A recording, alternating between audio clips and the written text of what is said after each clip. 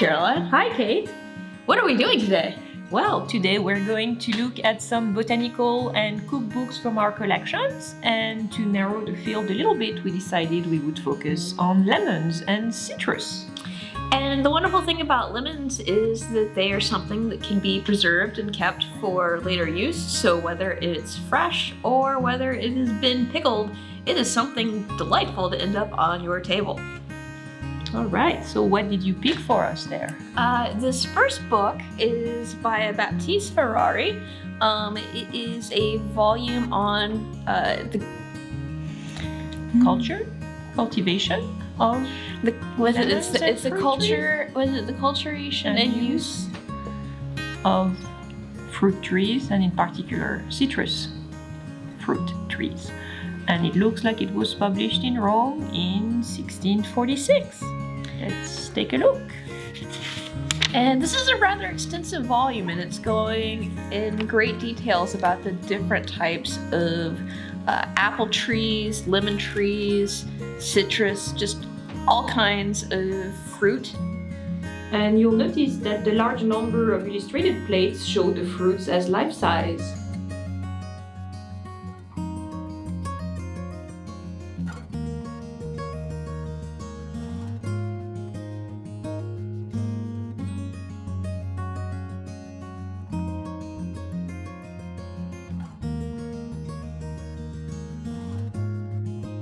Alright, so what is this one? That is one big book. I like big books, and I cannot lie.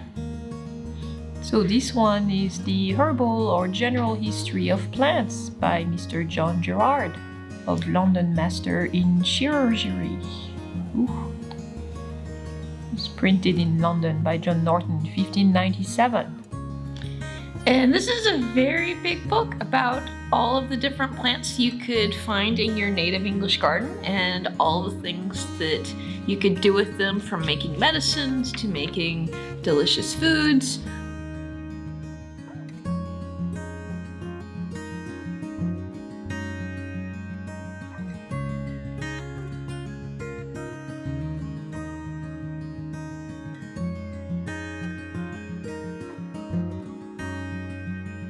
So this next volume is an 18th century manuscript recipe book, and I believe it was reformatted from a ledger at some point. Well, it does say that it was from Winchester and Hampshire rents and disbursements and North Wiltshire rents.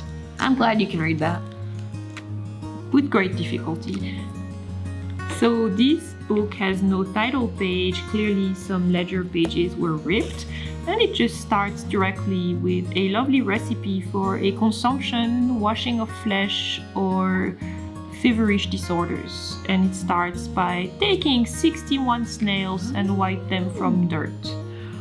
So that's about to be a lovely recipe, but we know that this book contains a recipe for lemon pudding, I believe, and various recipes involving lemons. So we'll take a little flip through and see if we can read a few recipes.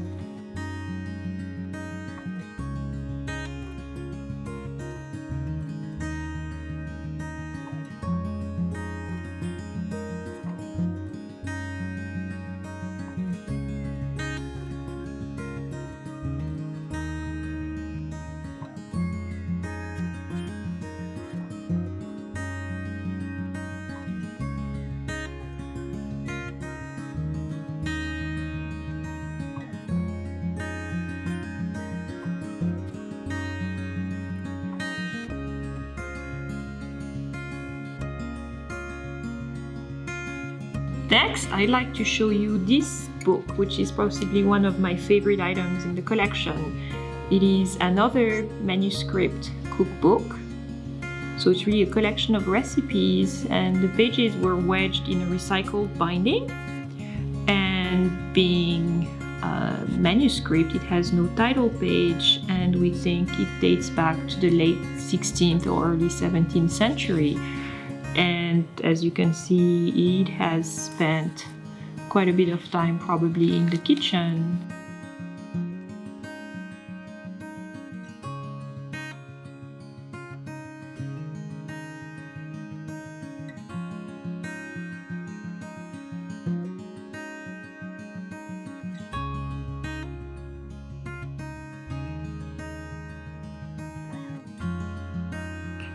Wow, that is a small book. What is it, Kate?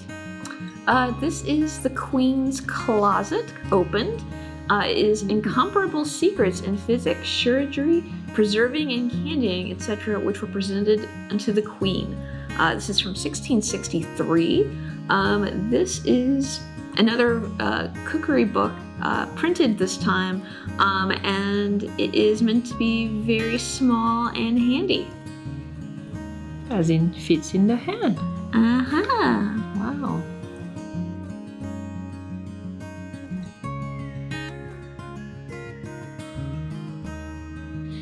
Here we have the frontispiece of Queen Henrietta Maria, who was the wife of King Charles I. She is the queen of the Queen's Closet, so this is meant to be kind of letting people in on the secrets of the royal kitchens. This is also very interesting because when this book was actually published, it was under the reign of Cromwell, well after Charles I had been beheaded. So the fact that there's like this kind of nostalgic turn to this cookbook is super interesting as well. So our last book is another 18th century cookery collection. This is Hannah Glass's The Art of Cookery Made Plain and Easy. And this is the one that we will be using to cook with later. The recipe, not the book. Oh yes, true. We're stepping into the kitchen a little while later. So, what a fine book with a list of subscribers. And you found that this Mrs. Allgood, that leads the list, may well have been Mrs. Glass's mother? Seems like. Interesting. So we'll start flipping through pages because that's what we're good at. And so the recipe that we are going to be using is the recipe for lemon cheesecakes. One of the things that it requires is fresh lemons, as opposed to some of the other recipes that we have seen. So after all this good talk about all these cookbooks, let's try one of our recipes. What do you say? I feel brave. All right, what did you pick? I picked a recipe for lemon cheesecakes from the Hannah Glass 1747 Art of Cookery. Ooh, yummy. It's cheesecakes, and one of the fun things about cheesecakes, despite the fact that she's like constantly making fun of French cuisine, cheesecakes are a French thing. So, cheesecakes are a French thing? You don't say. Oui. Okay, let's move on. All right, what do we need? We need the peel of 2 large lemons. We are going to need the yolks of 6 eggs. We're going to need a 1/4 pound or more of loaf sugar, which comes to about 1/4 cup of regular granulated sugar. And then we are going to need a 1/2 pound of fresh butter or 2 sticks with 8 tablespoons.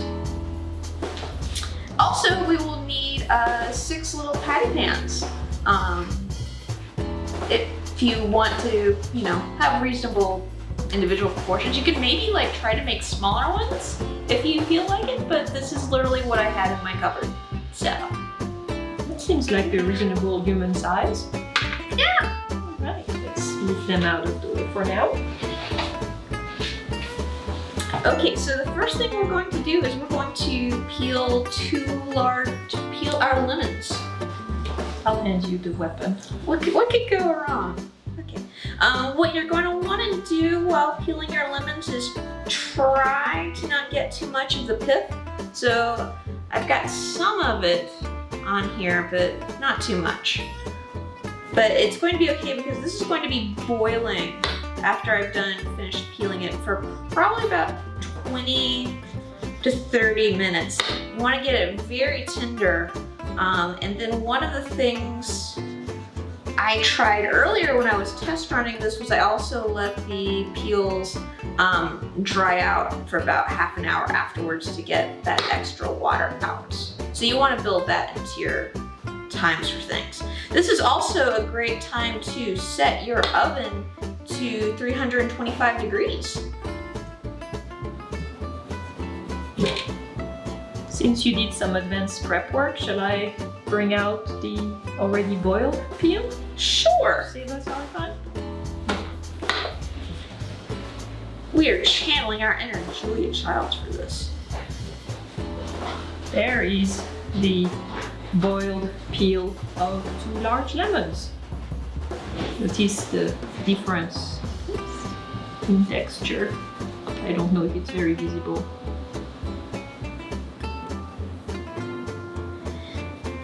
Yeah, it's interesting to think about, I mean, this is a recipe where you would have been using your fresh lemons instead of your preserved lemons.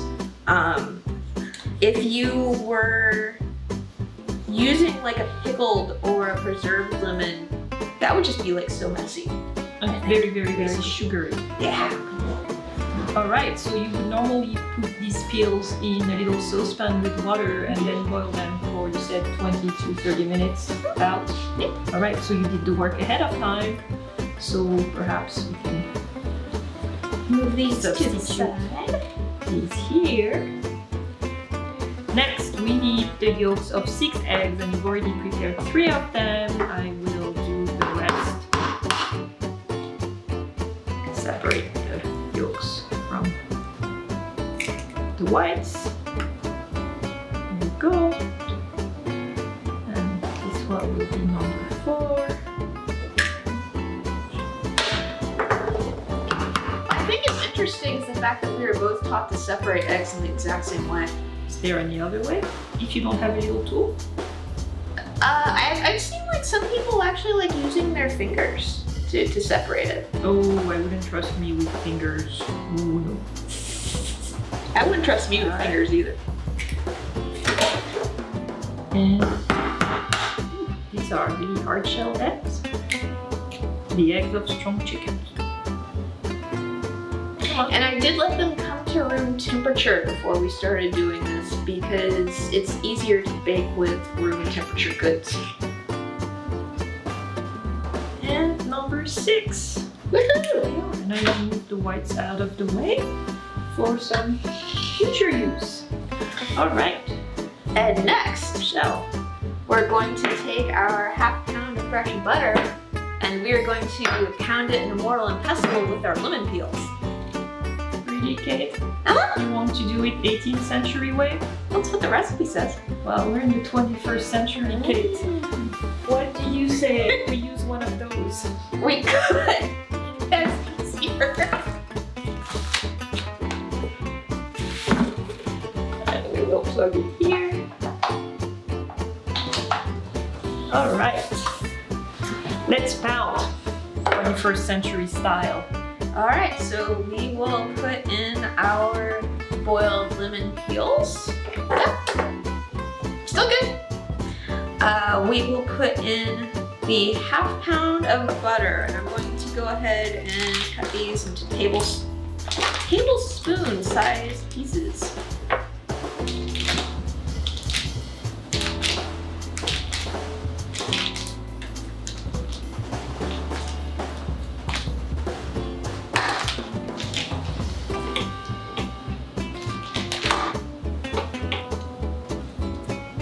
Butter, the stuff of life.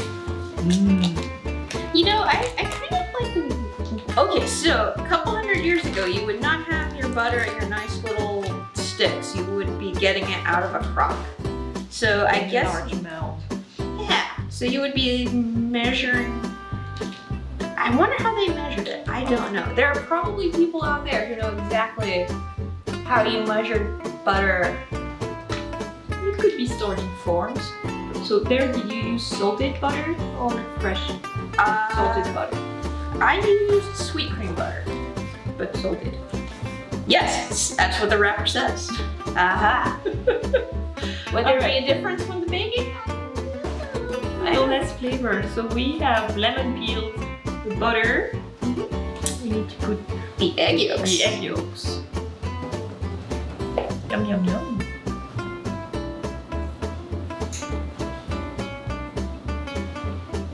And the sugar. Oh, yes. Same thing. It used to be loaf sugar that you had to pound into a powder. Now it's all granulated for our convenience. There we go. And I will let you drive What could go wrong? Take it out.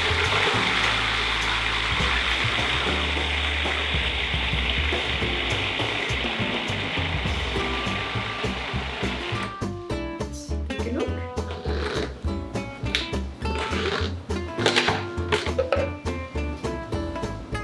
That looks all creamed together, I think. Smells lemony. All right, we have our lovely lemon goodness filling. It looks really good. And it smells really good too. All right, then we need to prepare the puff pastry for the pans. Is that correct? Yes. So, again, because it is the 21st century, we have some defrosted frozen puff pastry that you can do, because making the real stuff from scratch takes a while. But what I'm going to do is... We have real jobs at the library. Yes, we do. Yes, we do. What we're going to do is I have the flat lengths of the single sheet of puff pastry, and I have a little biscuit cutter, and I'm just going to cut 6 rounds to put into our little patty pans.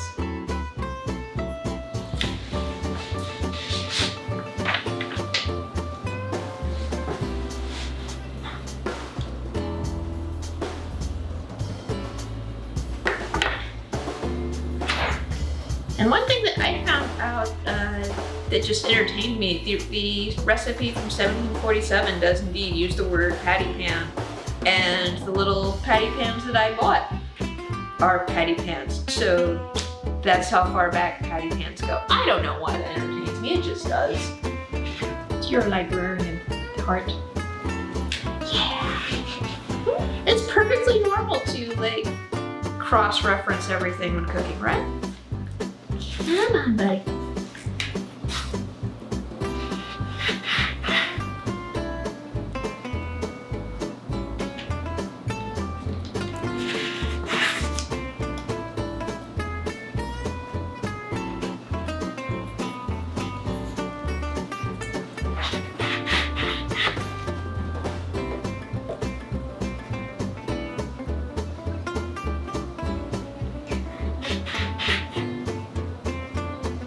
They're resisting you. They are.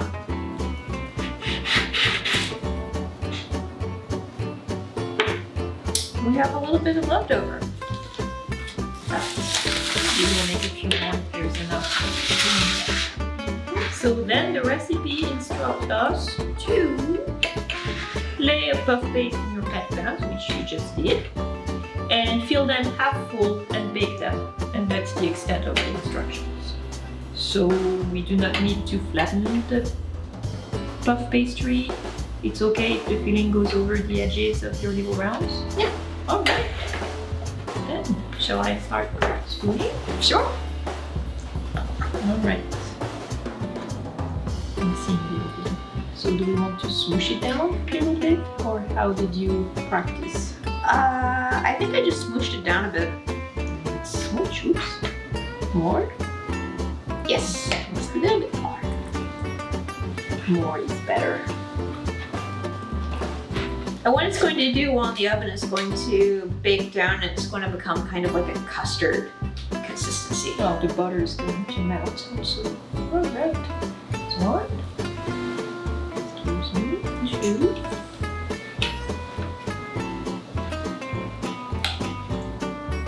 This is really just egg yolks, sugar, butter, and Boiled lemon peel. that's perhaps a little bit more than half filled, but No one ever complained about more cheesecake. more butter, more sugar. I don't think they had diets in the 18th century, or if they did, they were different. He had other things to worry about.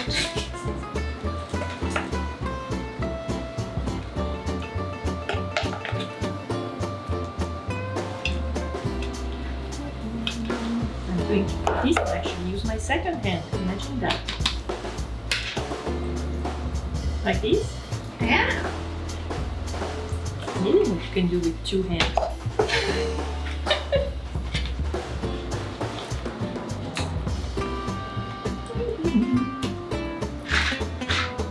Yeah, it smells really good. I'm hungry, Caroline. I wonder if we can get vitamins just from the smell. Vitamins like vitamin C. Yes. And alright. We'll probably have a little bit more left over for later. Alright. Alright. We'll put these into the oven. And bake for about 20 minutes. I'll let you go to the oven.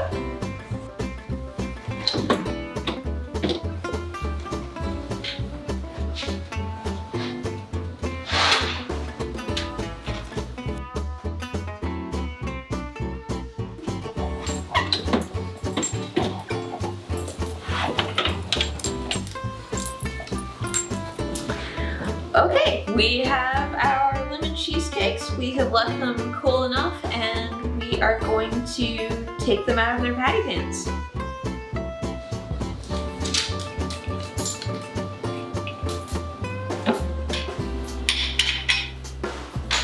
And it should come off easily considering the amount of butter that went in this recipe. Ah, this one's stuck. You want to use the knife? That's what civilized people do, Caroline. I apologize. Your hands will get greasy from this step. Oh, there we go. Alright. And here it comes. Yeah, there's a towel over there. Back up. Butter was used in the making of this recipe. I'm kind of worried about 18th century people's hearts now, to be honest. I think the plague probably got some of them before the butter got to them. Yeah? You want to do a taste test? I think we must. Okay. At this stage, they're still warm.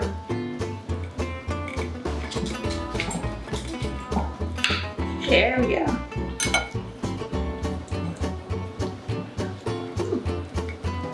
Got a nice little custard filling. Don't let me see the puff pastry at the bottom. In our case, the puff pastry did not fill the entire bottom of the pan, but I love it. Certainly very buttery. And lemony. I think we did use salted butter, so there's a nice contrast between the sugar and salt. I would think these are better if you pull them off for a bit. First, these are still pretty warm. But we're hungry. I think this is a keeper. How's the recipe? Thanks, Hannah Glass. So, another nifty use for the juice of citrus fruit like oranges and lemon is that you can use those juices as invisible ink. Invisible ink. She giggles.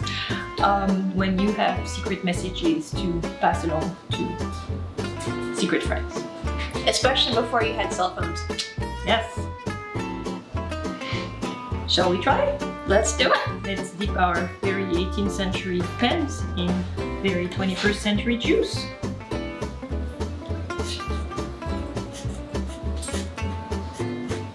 Ah, the choice of writing with pens.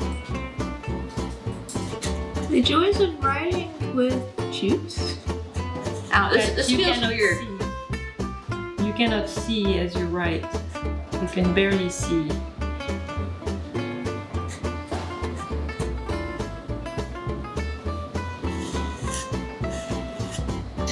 Yeah, ordinarily my handwriting is very tiny, so I had to work to make big letters.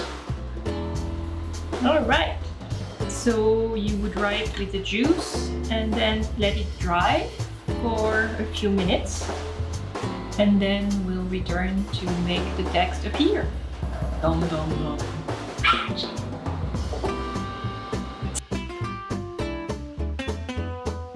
All right, it's been about 15 minutes. We've left our paper dry, so now we're going to make the magic secret messages appear. So we need an open flame and a match that actually works. The joys of live filming. Thank God I did not leave in. Maybe you need to use the other side. Maybe the other side works better. Yes, it does. We'll light the candle. Trying not to burn my fingers in the process. Ow, ow, ow. Yeah. Remember, kids, do not try this at home or do it with a responsible adult. There's some very interesting matches. Where now? Okay, your matches are lacking heads. That's their problem. But we've got fire. I don't know. I took it. Well, by the way, you need new matches because your matches are the green stuff has completely disappeared. All right, and we're back on set. So let's see if this works, huh? Let's see if 21st century girls can actually use some 18th century technology. So we are going to hold the paper close enough to the flame that the heat will make the message appear, and we'll attempt to not burn the paper. Again, responsible. Oh, and smoke as well. Letters! L-E-M. And I'm going to be clever. Ooh. Oh. That's so cool. And I'm trying not to burn the message before we've had a chance to read it. Yeah, I wonder if, like, you know, back in the day, they'd be like, your letters are looking kind of singed there. What's up with that? No reason. This message arrived for you. No, we did not try to read it. All right. Well, hello there, Mr. Smiley. And so the lemon juice definitely works. So this was lemon, as we cleverly indicated. And aha. Aha. It's thinking. It's thinking. It's burning.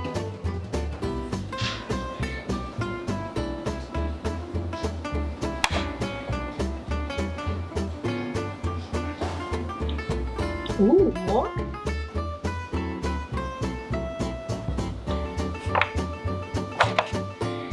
You definitely apparently need a bit more heat for that orange juice. But then you don't have much time to. Is there any more message? Nope. All right.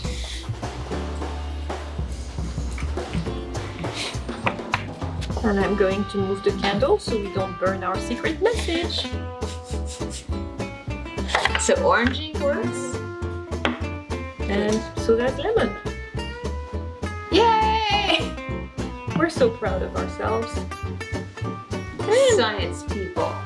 Food science. And this concludes the Librarians in the Kitchen segment. Goodbye! But only for now. Dun, dun, dun.